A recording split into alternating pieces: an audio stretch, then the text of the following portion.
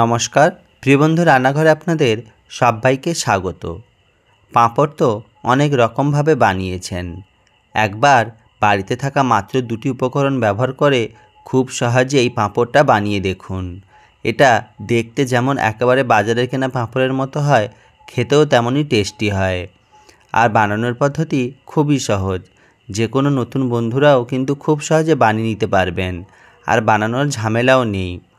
তার জন্য এখানে আমি প্রথমে একটি মিক্সিং বোলের মধ্যে নিয়ে নিলাম বেসন।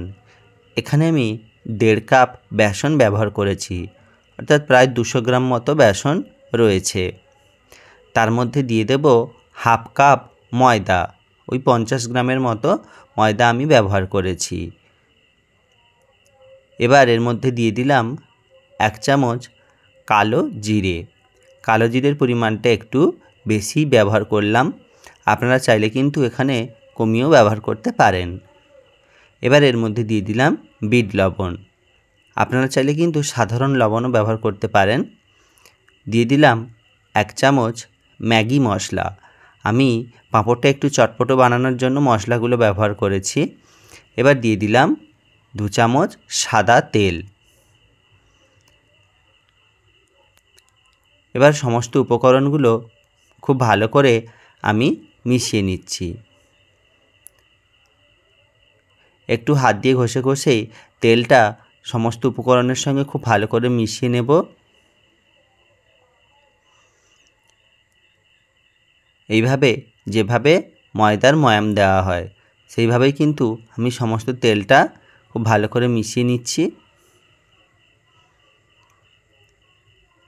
আমার এখানে কিন্তু সমস্ত তেলটা খুব ভালো করে মেশানো হয়ে গেছে।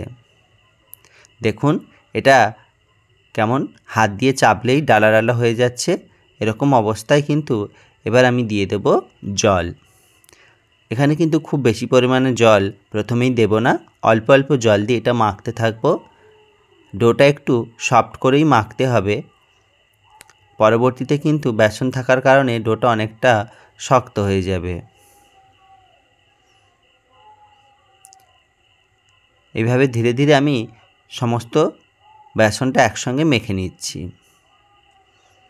বন্ধুরা, এই পাঁপড়টা কিন্তু কোনো রকম রোদে দেওয়ার ঝামেলা ছাড়াই বানাতে পারবেন।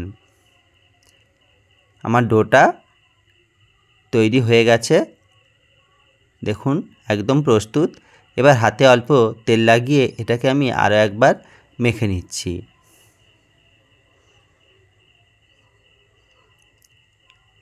মাখা আমার হয়ে গেছে, এবার এটাকে কিছুক্ষণের জন্য রেস্টে রাখবো।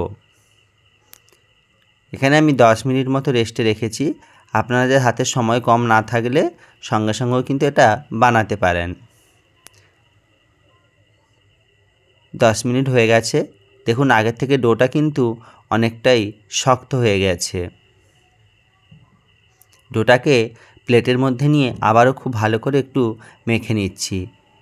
ডোটা যত মসৃণ হবে পাঁপড়গুলো বানাতেও ততই সুবিধে হবে। হয়ে গেছে, এবার এখান থেকে আমি ছোট ছোট লেচি কেটে নেব।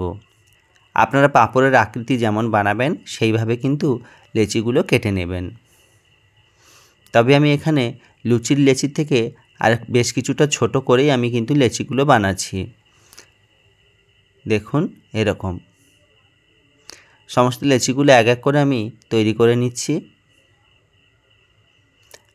আপনারা চাইলে কিন্তু বড় লেচি বানিয়ে সেখান থেকে ছোট ছোট করে পাঁপড়গুলো কেটে নিতে পারেন, তবে আমি এখানে কিন্তু ছোট ছোট লেচি করেই বানিয়ে নিয়েছি।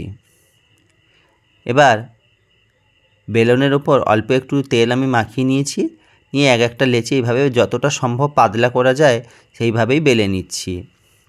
এটা কিন্তু খুব বেশি মোটা রাখলে খেতে ভালো লাগবে না, আর পাঁপড়গুলো ফুলবেও না, তাই যতটা সম্ভব পাতলা করা যায় এটাকে পাতলা করে বেলে নিতে হবে। এবার এখানে পাঁপড়ের শেপ দেওয়ার জন্য এরকম একটা ছোট বাটি আমি নিয়েছি, নিয়ে একইভাবে সমস্ত পাঁপড়গুলো পরপর করে কেটে নেব। তাহলে পাঁপড়গুলো একদম দেখতে সবগুলোই সমান হবে। দেখুন আমার একটা পাঁপড় কিন্তু প্রস্তুত হয়ে গেছে। এইভাবে ধীরে ধীরে করে আমি সমস্ত পাঁপড়গুলো তৈরি করে নিচ্ছি। এখানে আমি আবারও একটা কেটে দেখিয়ে দিচ্ছি। এরকম পদ্ধতিতেই কিন্তু আপনারা চাইলে বানিয়ে নিতে পারেন। এর থেকেও ছোট বানাতে চাইলে ছোট কিছু দিয়ে কাটতে পারেন। এবার সমস্ত পাঁপড়গুলো একটি প্লেটের মধ্যে আমি নিয়ে নিয়েছি। এবার এটাকে 2 ঘন্টার মতো বাতাসে পাখা চালিয়ে রেখে দিলেও শুকিয়ে দিতে পারেন, বা বেশ কিছুক্ষণের জন্য রোদে দিলেও কিন্তু পাঁপড়গুলো একদম প্রস্তুত। কেমন হলো অবশ্যই কমেন্ট করে জানিও।